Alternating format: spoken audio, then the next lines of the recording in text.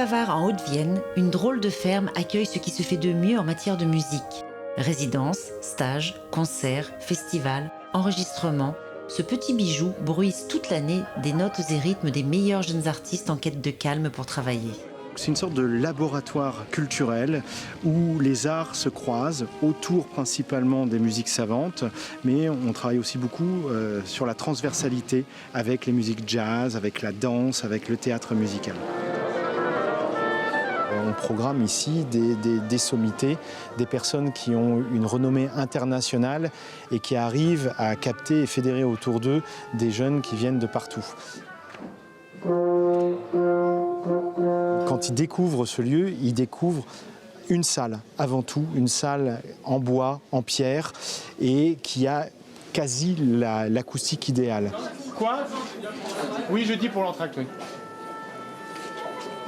Toi, je viens vous chercher, je vous dis toi plutôt après.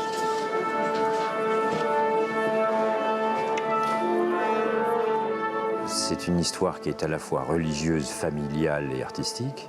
Cette ferme est une ferme modèle qui a été créée en 1900 par mon arrière-grand-père, Édouard Maury, qui était venu à Villefavard comme pasteur protestant d'origine suisse dans une paroisse qui venait de se convertir au protestantisme. Il faut dire que ma grand-mère, en 1947, avait commencé une série de concerts tous les ans et elle avait créé aussi une chorale de village.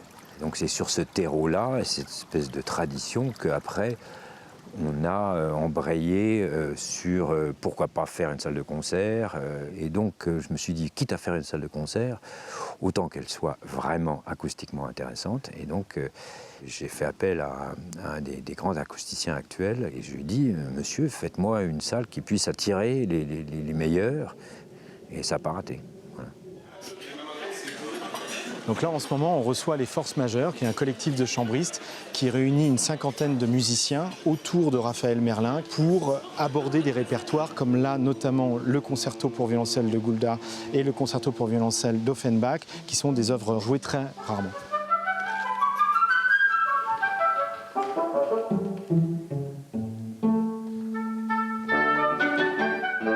On fait un disque autour de la personnalité d'Edgar Moreau, violoncelliste absolument hors du commun.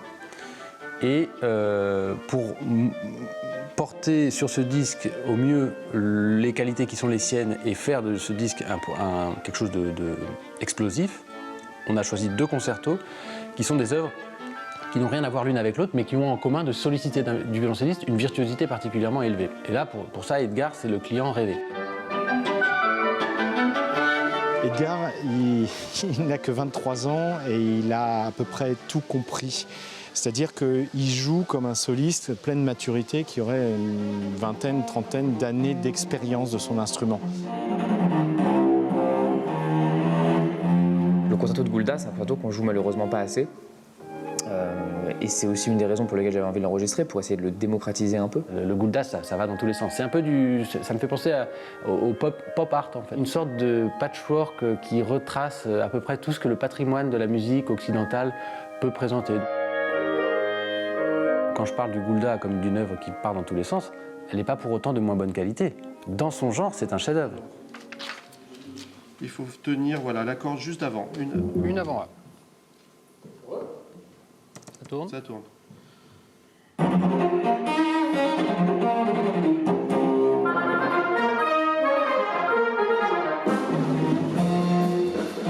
C'est un petit défi technique pour réussir cette balance qui est complexe, avec une batterie qui va envoyer qui a beaucoup de volume, et juste à côté un violoncelle qui fait ce qu'il peut pour avoir beaucoup d'énergie. Mais voilà, donc la technique et la technologie permettent d'enregistrer cette œuvre aujourd'hui. Des choses qu'on n'aurait pas besoin pour du Mozart ou du Haydn, évidemment.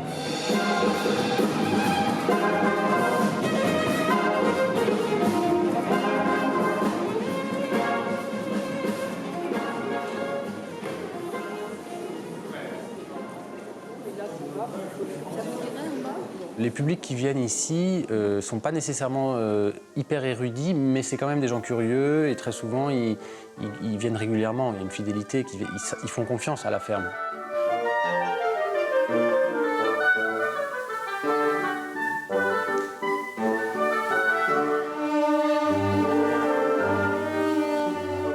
c'est exceptionnel, vraiment. J'ai adoré. Ça donne vraiment un avant-goût du concert, en fait. Et ça donne envie de l'écouter dans son ensemble, en fait.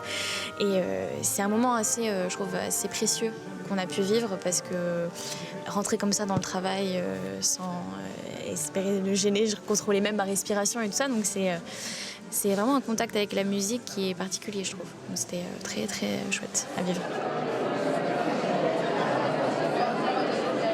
Ce soir, on va faire un concert où on va jouer le concerto de Goulda. Donc on a enregistré pendant 2 jours pour aller trouver justement une flamme un peu différente. C'est-à-dire que ce qui est très intéressant dans l'enregistrement live, c'est que forcément on ne joue pas de la même manière parce qu'il y a un public, parce que c'est du one-shot, c'est d'une traite. On commence le concerto, on finit le concerto, on ne reprend pas des prises, etc. Donc ça va être vraiment un concert et on va jouer comme en concert, mais on va être enregistré. Et donc c'est ça qui est assez sympa et qui est un peu l'objectif aussi de l'album. On est content de ce qu'on a fait jusqu'à maintenant en studio et il ne reste plus qu'à se lâcher en live, quoi.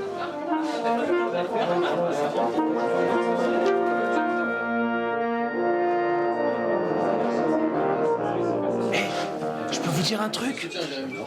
Yes. Hey. Si jamais le concert c'est nul, bon bah c'est nul, hein. Mais moi les répètes j'ai kiffé, hein. Merci beaucoup.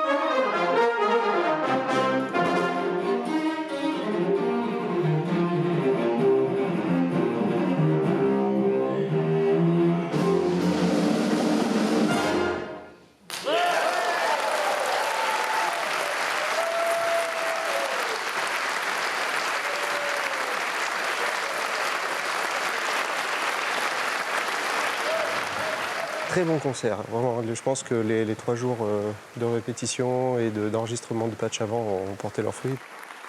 Edgar Moreau est quelqu'un d'exceptionnel parce que ce sera vraiment un disque live.